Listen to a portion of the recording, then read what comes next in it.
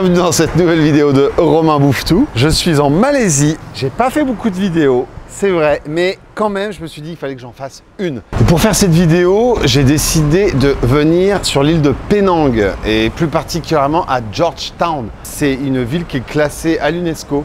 C'est très mignon et apparemment, c'est une vraie capitale culinaire. Il y a plein de trucs à manger partout. Du coup, je suis super excité. Et là, on s'approche du premier spot.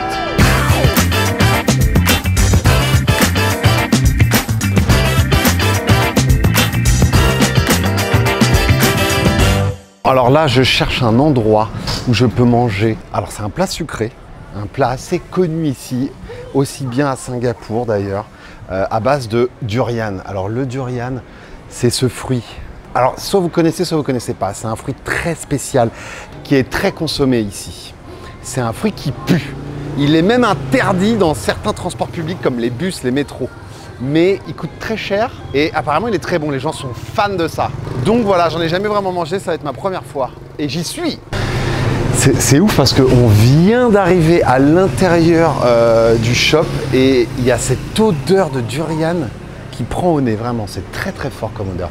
J'arrive pas à savoir si ça sent bon ou si ça sent mauvais. J'irais plutôt du côté mauvais. Mais moi, alors il y a des gens dont un Malais qui, il y a quelques jours, m'a dit c'est un plat faut que tu manges une fois, deux fois, trois fois et après tu vas être addict. Tu vas adorer ça, tellement c'est bon comme fruit. Ça m'étonne un peu parce que vu l'odeur. Et moi ce que je vais prendre c'est le Musang King Durian Chendol. Je parle pas malaisien, je comprends pas ce que ça veut dire, mais je sais que c'est ça. Regardez, il y a même le prince Charles qui est venu visiter cet endroit. Et là c'est le monsieur qui vient de me servir. Et me voici avec mon petit déjeuner très étrange à base de durian. Alors, il a fait plein de glaces pilées et en fait le dessert, enfin le petit déjeuner, parce que ça doit se manger aussi en dessert, repose sur ce nid de glace pilée. Et par-dessus, il a mis des haricots rouges.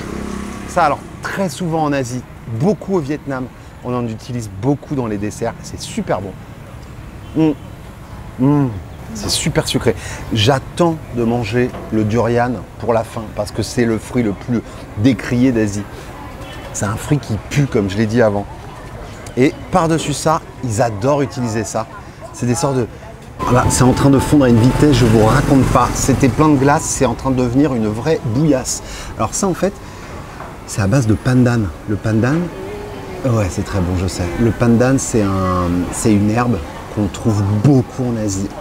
Et c'est super bon. Bon, et voici le durian. Ah oui, très souvent, ils donnent un gant. Merci, caméraman. Il donne un gant tellement le fruit pue. C'est vrai que j'aurais pu le mettre, mais j'ai pas envie de le mettre. Du coup, on va goûter ça tout de suite. C'est pas très beau d'aspect. Hein.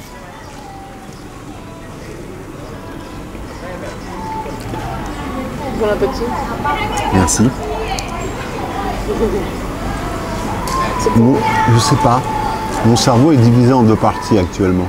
Il se dit, oh waouh, je comprends pourquoi on en parle en mal. Mais je comprends pourquoi on en parle en bien, parce que c'est pas mauvais, la texture est pas mauvaise. Je crois que c'est à toi de goûter aussi.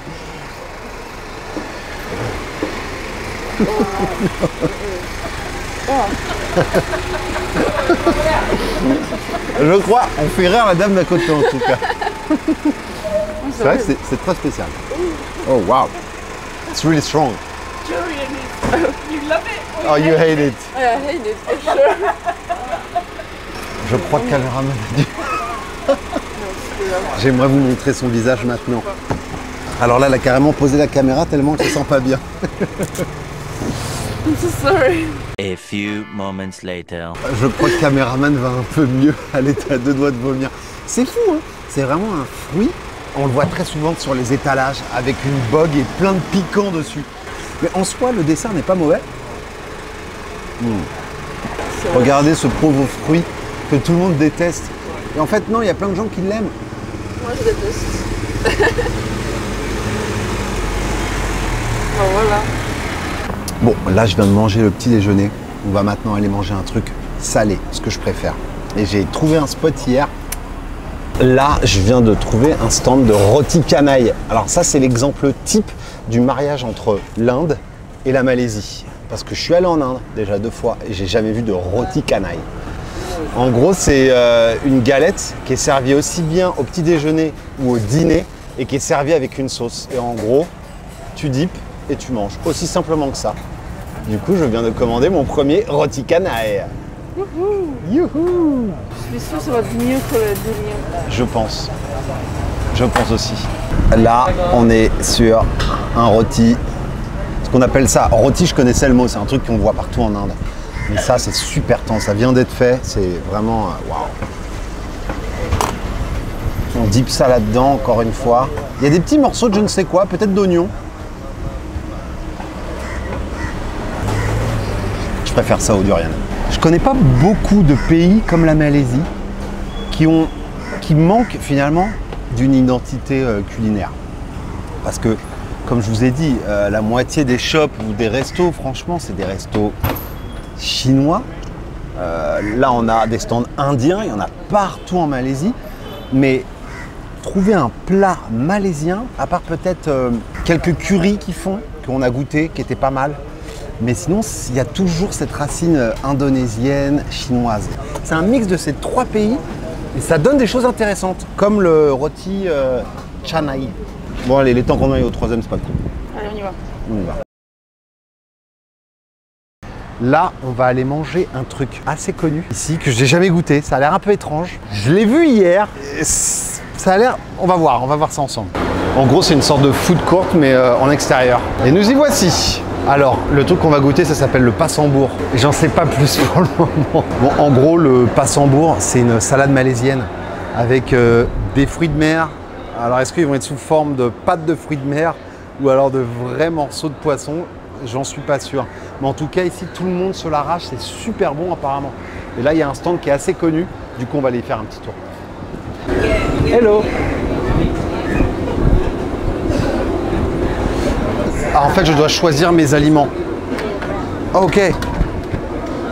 Ah oui, c'est ce que j'ai vu. Ok, d'accord. Je ne sais pas du tout. Egg? This soybean, fish, potato, Ok, je prends ça. Là, il y a du surémi, c'est mort. crab. This one crab. Crabe? Crab. Ah, crabe, oui, du surémi. Donc, ils appellent ça du crabe, mais c'est du surémi. Ça me fait un peu peur. On va prendre. Ok.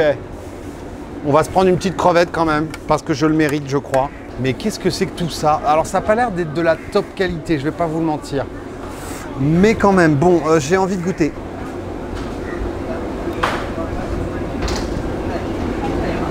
Qu'est-ce que je suis en train de faire? Je m'attendais pas du tout à ça.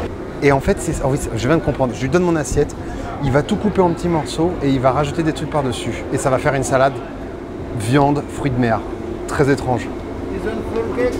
Sorry? Fruit cake. Ah non, thank you. Okay, we get take away. Here. Oh là là! Sans regarder le mec. Ah, ça c'est du navet, ça c'est du concombre. Et là, c'est la fameuse sauce. Oh waouh!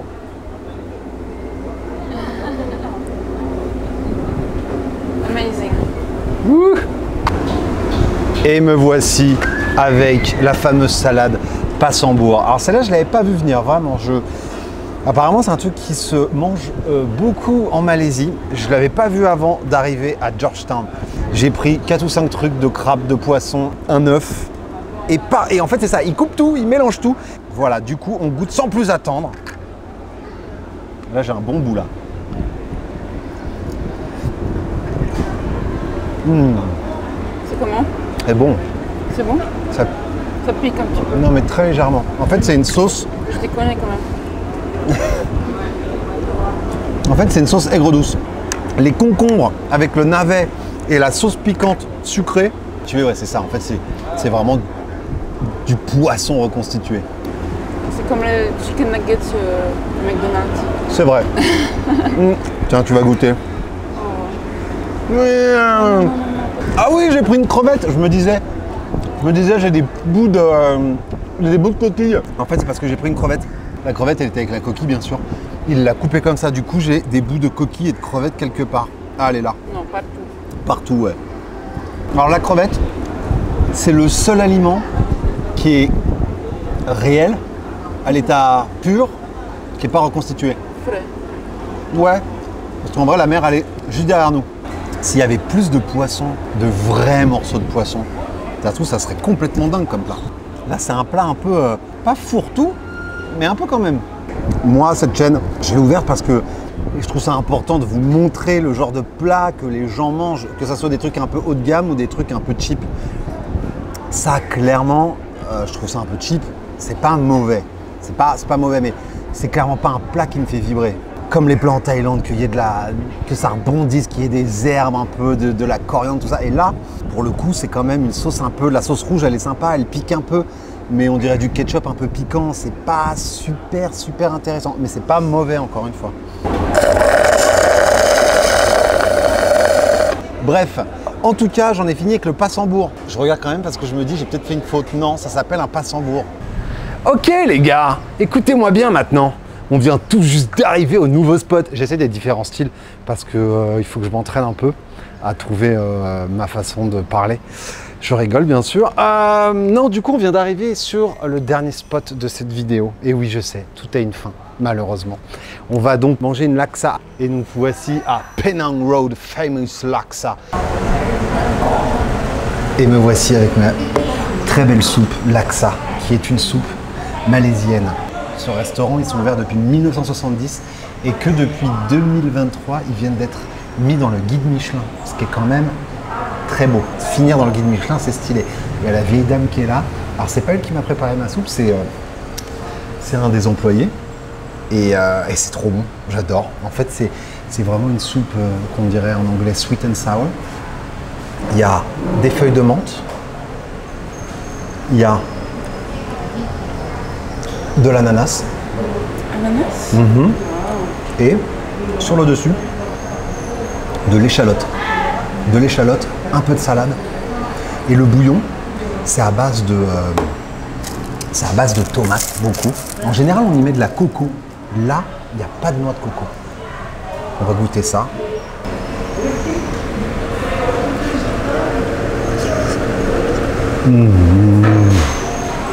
Oh, c'est tellement bon. Alors ça c'est exactement une saveur que j'avais encore jamais goûtée. C'est vraiment le côté très sour, très acidulé. D'ailleurs, je vais mettre un petit peu de ça pour contrebalancer. La laksa, ils la servent avec une cuillère comme ça, remplie de cette sauce. Et c'est présenté avec la cuillère posée. Donc c'est vous qui décidez si vous voulez la mettre ou pas. Les bouts d'ananas, il y a un côté sucré-salé avec les petites nouilles de riz et la menthe. Très bon. Je vais pas vous mentir, juste avant, on a goûté le... j'ai déjà oublié le nom tellement ça m'a peu marqué. Passembourg. Passembourg ? Ça, vous voyez, ça remballe le Passembourg. C'est-à-dire que le Passembourg, c'est sympa, mais c'est pour... Voilà. Alors que ça, c'est une vraie soupe qui rebondit en bouche. Il y a des trucs qui se passent partout dans ma bouche. Alors encore une fois, c'est typiquement le genre de plat qu'on trouve dans différents pays d'Asie. Pas trop en Thaïlande, pas trop au Vietnam, pas trop au Laos, ni le Cambodge. C'est vraiment plus le sud, la Malaisie, Singapour, l'Indonésie également. Et c'est des plats qui, selon les pays, selon les provinces d'un même pays, ça change énormément. Moi, j'ai vu qu'on pouvait mettre de la viande dedans. Là, toutes celles que j'ai vues, il n'y a que du poisson. J'ai vu qu'il y avait très souvent de la noix de coco. Là, la noix de coco, je ne la sens pas du tout. Dingue.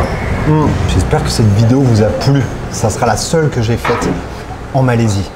Parce qu'on a fait d'autres choses, parce que le temps est passé vite. On est resté moins de 2 semaines. C'était un peu compliqué. Je vous remercie d'avoir regardé. J'espère que ça vous a plu. N'oubliez pas de vous abonner pour être au courant de mes nouvelles vidéos et de me suivre sur Insta. Voilà. Salut à tout le monde. À plus et ciao.